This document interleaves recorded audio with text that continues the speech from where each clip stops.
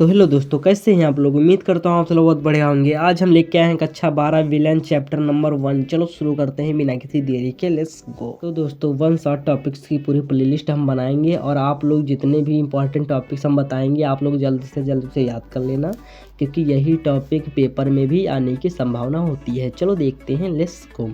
तो दोस्तों मोलरता को परिभाषित कीजिए। मोलरता किसे कहते हैं।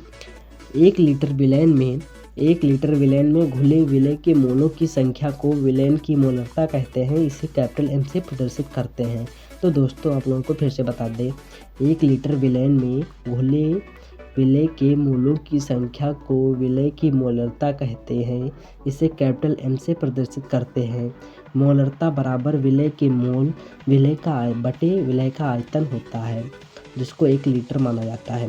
मोल बराबर भार बटा अणुभार, यानी मोल N भार W अणु M। तो दोस्तों इसका पूरा फार्मूला आप लोगों को बता दें। फार्मूला होता है M बराबर W बटा M V ब्रैकेट ML गुणे 1000। तो दोस्तों इसका फार्मूला बनता है M बराबर W बटे M गुणे V ML गुणे 1000। यहाँ पर W यानी विलेय का भार, M बराबर विलेय का अणुभार, V बराबर विलेय का आयतन होता है। और आप लोगों को बता दें, और इसका मोलरता का मात्रक होता है मोल प्रति लीटर होता है। अब चलो देखते हैं, मोलरता की परिभाषा लिखिए।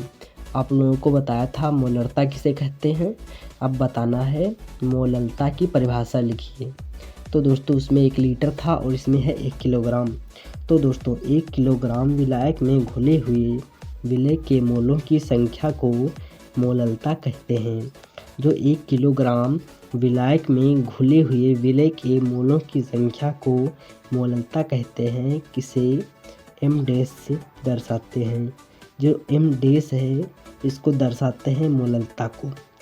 तो दोस्तों मोलरता बराबर होता है विलेय के मोल यानी N, विलेय का भार यानी kg, मोल बराबर भार बटे अणुभार होता है। चलो देखते हैं आगे। तो दोस्तों M डैश बराबर W बटा M बटा WGM गुणे 1000 होता है। इसका सूत्र होगा ये M डैश बराबर W बटा M गुणे WGM गुणे 1000 होता है, जहाँ पर W बराबर होता है विलेय का भार, M बराबर होता है विलेय का अणुभार, W बराबर होता है विलेय का भार। तो दोस्तों अब देखते हैं इसका मात्रक क्या होता है। मात्रक होता है मोल प्रति किग्रा।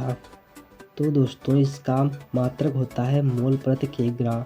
आप लोगों को समझ में आ गया होगा कि मोलरता और मोलरता में कितना अंतर होता है।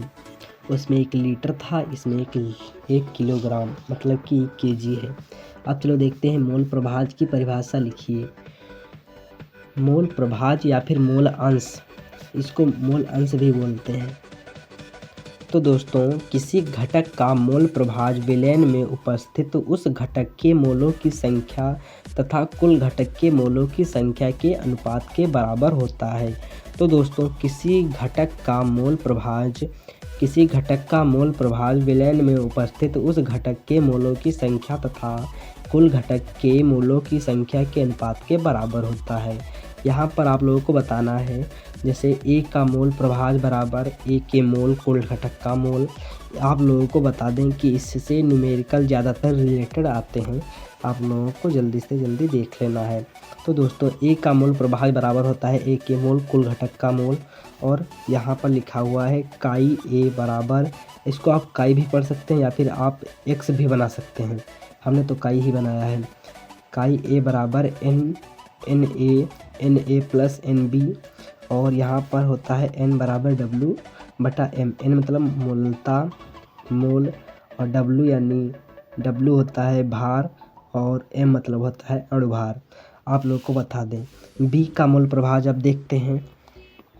B का मोल प्रभाज होता है B के मोल कुल घटक का मोल। और यहाँ पर लिखा हुआ है काई B बराबर NB Na बटे Na प्लस NB।